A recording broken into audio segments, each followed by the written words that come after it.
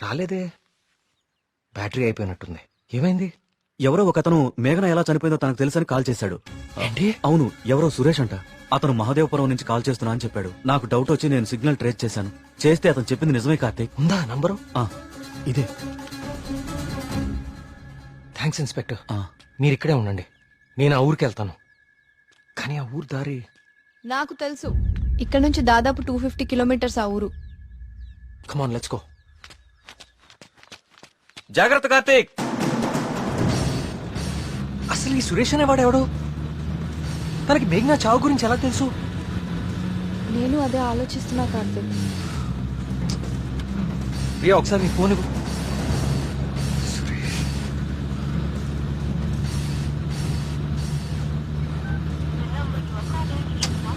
ఛ!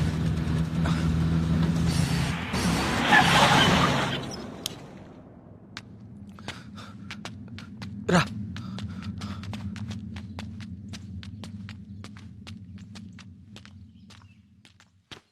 ఏమండి?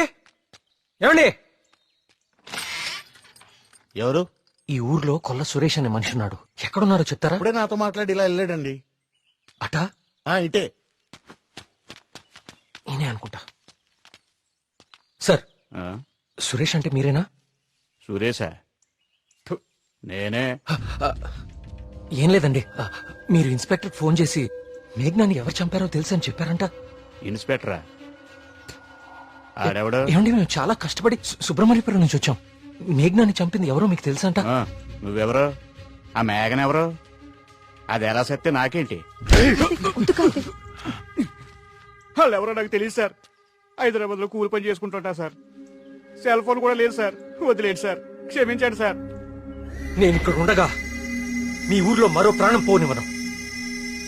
అవును, ఎవరో సురేష్ అంట. మహదేవపురం నుంచి కాల్ చేస్తున్నా అని చెప్పాడు. సిగ్నల్ ట్రేస్ చేశాను. చేస్తే అతను చెప్పింది నిజమే కార్తీక్.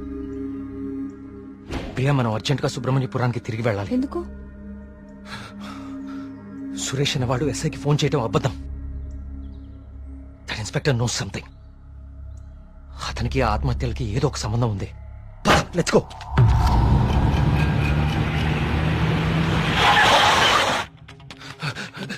సార్, ఆ ఎస్ఐ ఎక్కడ ఉన్నాడు? అతనికి ఈ ఆత్మహత్యలకి ఏదో ఒక సంబంధం ఉంది సార్. నన్ను మహాదేవపురం పంపించేసి ఇక్కడ ఇంకో చావు ప్లాన్ చేశాడు. అతను ఆపాలి సార్, అతను ఆపాలి. ఈ ఊర్లో ఇంకొక్క ప్రాణం కూడా పోకూడదు. ఏం మాట్లాడరేంటి సార్? చచ్చిపోయాడు బాబు, చచ్చిపోయాడు బాబు. నువ్వు మహాదేవపురం వెళ్లిన కాసేపటికే ఈ విషయం జరిగిపోయింది.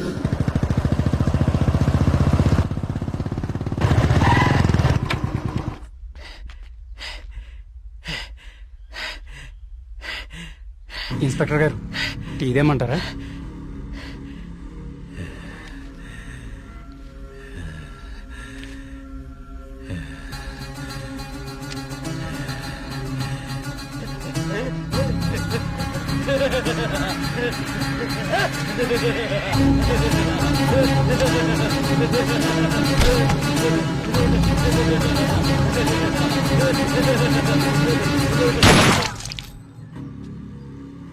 ఇంకొక ప్రాణం కూడా పోదని మాటిచ్చావు. ఇప్పుడు ఊళ్ళో వాళ్ళకి మనం ఏమని ధైర్యం చెప్తాం? ఏ ఊరి చరిత్ర చూసినా ఏముంది? నా ఎండు చేపల కంపు, చిన్న చేపలు చచ్చి పెద్ద చేపలు బతికినా ఇదని చెప్పండి. అంతకంటే ఏం చెప్తారు? మీ వంశ చరిత్రలో ఈరగాథలు చెప్పుకోవడానికి ఈ ఊరు ఉండాలి, ఆ గుడి ఉండాలి, చిత్తం బాబు అనడానికి ఈ మనుషులు ఉండాలి. కానీ వర్మ గారు, మీకు ఊడిగా చేయడానికి కూడా మనుషులు మిగడం లేదు ఈ ఊళ్ళో. ఎమ్మెల్యే గారు, మీరు నన్ను అపార్థం చేసుకుంటున్నారు. ముందు మీరు సరిగా అర్థం చేసుకోండి.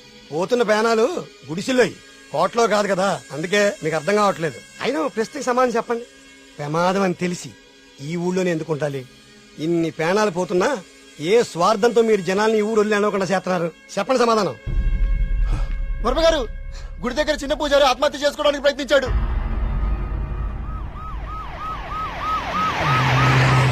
దేవుడికి ఇష్టం లేని అభిషేకం జరిగింది.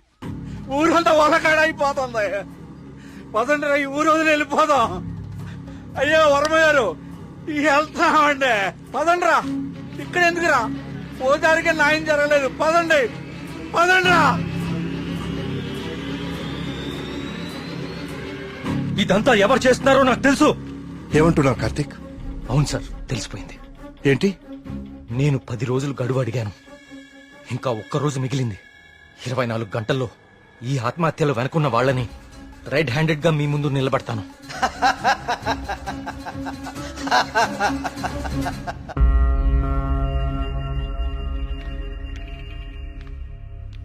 కార్తీక్ అడిగిన ఒక్కరోజు గడువు గురించి ఎమ్మెల్యే గారితో ఫోన్లో మాట్లాడారు.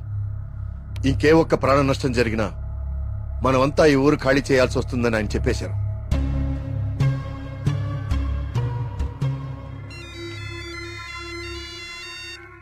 వర్మ గారు ఏం చేస్తున్నారు? ముఖ్యమంత్రి గారితో ఎమ్మెల్యే గారితో ఇప్పుడు దాకా ఫోన్లో మాట్లాడారు. ఇంకేవో మన ఊరు గురించి మాట్లాడుతున్నారు. సరే కుమార్. స్వామి, సమస్య సృష్టించింది నువ్వే, పరిష్కారం చూపించాల్సింది నువ్వే.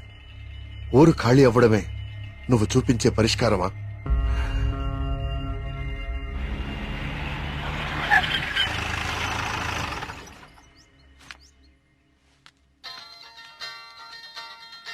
హలో. ప్రియా, నువ్వు అసలు గుడికి ఎందుకు వెళ్ళావు? ఓ, ఇక్కడ కూడా సీసీటీవీ కెమెరాలు పెట్టావా? ముందు ఇంటికెళ్ళు. ఇంట్లో ఒక్కదాన్నే ఉండాలంటే భయంగా ఉంది కార్తిక్. కొంచెం ధైర్యంగా ఉంటుందని గుడికొచ్చాను. ఏమిటో ఇన్ని సంవత్సరాల్లో మొట్టమొదటిసారిగా దేవుడికి నైవేద్యం పెట్టలేదు. అంతా కలికాలం. కాల్ చేస్తాను. తీర్థం తీసుకో.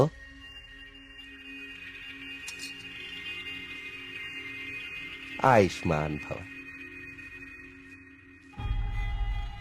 అమ్మగారు నమస్కారం అండి. పూజారి గారి ప్రసాదం మీకు ఇచ్చిరమ్మన్నారు, తీసుకోండి. హలో. హలో. Thank you. ఉంటానమ్మా. ప్రియా వచ్చింది ఎవరు? పూజారి గారు ప్రసాదం ఇచ్చి పంపించారు. ఇందాక ఇవ్వడం మర్చిపోయారంట.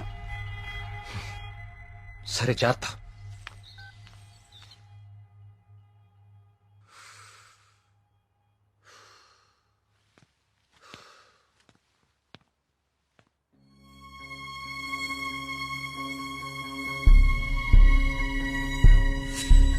ఏమిటో ఇన్ని సంవత్సరాల్లో మొట్టమొదటిసారిగా దేవుడికి నైవేద్యం పెట్టలేదు. పూజారి గారు ప్రసాదం ఇచ్చి పంపించారు. ఇందాక ఇవ్వడం మర్చిపోయారంట. అయితే ప్రసాదం ఎక్కడిది? Fuck.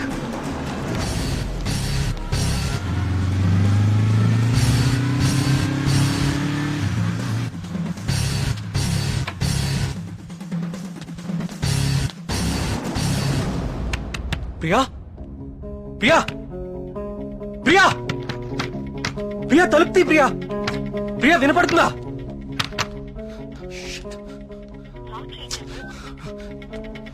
ప్రియా, ప్రియా,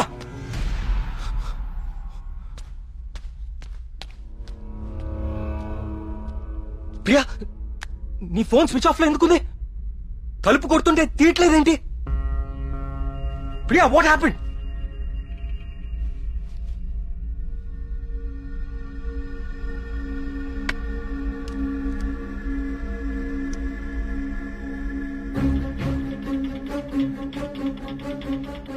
ప్రియా, నో. ప్రియా, ఏం రాస్తున్నావు అక్కడ? ప్రియా, ప్రియా, చూడు ఇక్కడ. ప్రియా, చూడు ఇక్కడ. Please look at me Priya.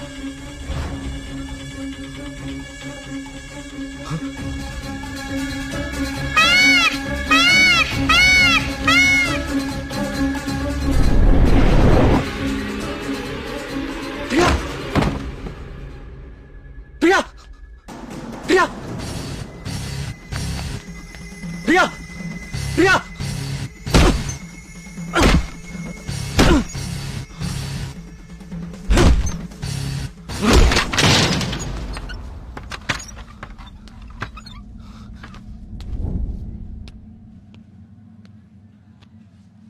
She's fine. కాకపోతే వెయిన్స్ చాలా డీప్ గా కట్ అవడం వల్ల బ్లడ్ లాస్ చాలా హెవీగా ఉంది. తన స్పృహలోకి రావడానికి కొంచెం టైం పడుతుంది.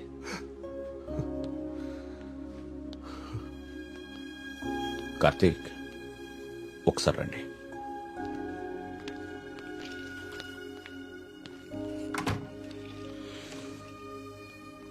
కార్తీక్, నువ్వు నన్ను రమ్మండం మంచిదైంది. నీ అనుమానం నిజం. ప్రియ తిన్న ఫుడ్లో ఒక డ్రగ్ కలపబడింది. ప్రియ బ్లడ్ ని పవర్ఫుల్ మైక్రోస్కోపిక్ అబ్జర్వేషన్ చేశాను. ఆ డ్రగ్ వల్లే ప్రియ ఆత్మహత్య చేసుకోబోయింది. విషయం అయితే చనిపోతారు, ఇలా డ్రగ్ మూలంగా ఆత్మహత్య చేసుకోవటం ఏంటి? చెప్తాను. కొన్ని వందల సంవత్సరాల క్రితం ఆయుర్వేద బ్రహ్మగా పేరొందిన సుశ్రుతుడు కొన్ని రకాల మొక్కలకి మనిషి మెదడుని కంట్రోల్ చేసే శక్తి ఉందని కనుగొన్నాడు. వాటితో ఒక డ్రగ్ తయారు చేశాడు. అలెగ్జాండర్ తన ప్రపంచ జైత్రయాత్రలో భాగంగా తన సైనికుల మీద ఈ డ్రగ్ ను ఉపయోగించాడు.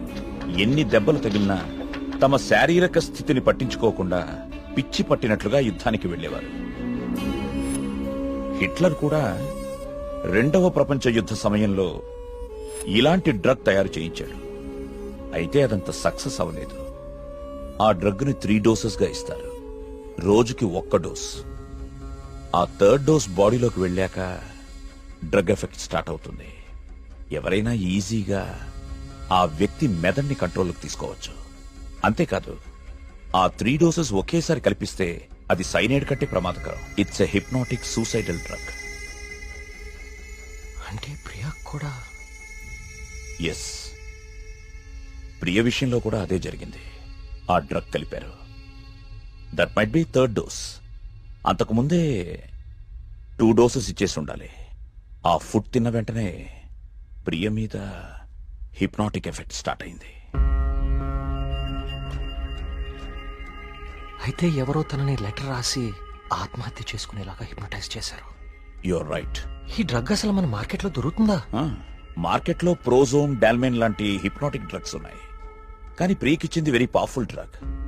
అసలు ఇలాంటి డ్రగ్ ఒకటి ఉందని ఇప్పటి ప్రపంచానికి తెలియదు.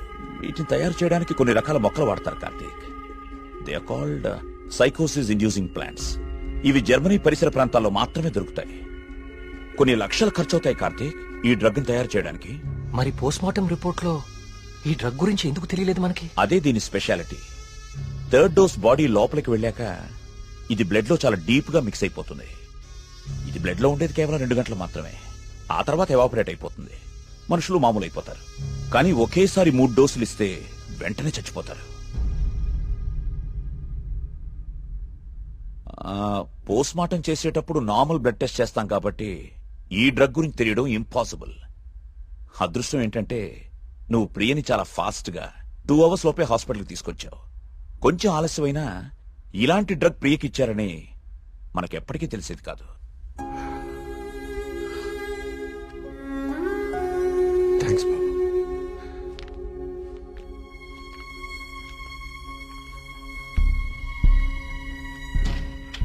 అయితే అన్ని ఆత్మహత్యలకి కారణం ఆ డ్రగ్.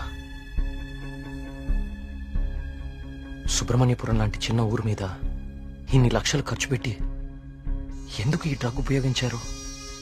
దేవుడి పేరు వాడుకుని జనాలను ఎందుకు చంపారు?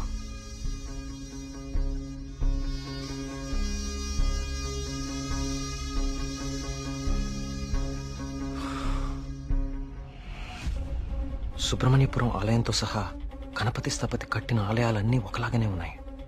ఏదో లింక్ మిస్ అవుతున్నాను. అదేంటి ఆ ఈశాన్య మూల గది?